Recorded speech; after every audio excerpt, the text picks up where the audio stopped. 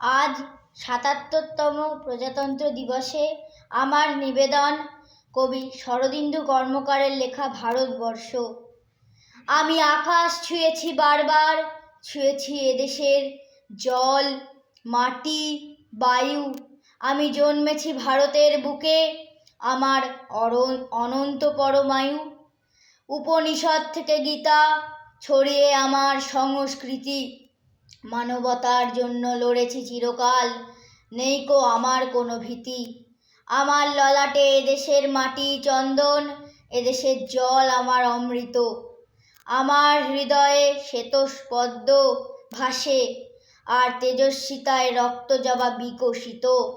কাশ্মীর থেকে কন্যাকুমারী আমার চাদর পাতা, মহাভারতের আলোয় দেখেছি মাতৃভূমি আমার বিধাতা।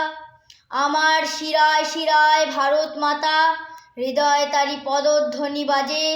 কলঙ্ক মুক্ত ভারত গড়তে লাগতে হবে কাজে। ভারত আমার, ভারত তোমার, ভারত ভারতবর্ষের। সনাতনী জ্যোতির আলোয় ভারত চিরহর্ষের। নমস্কার।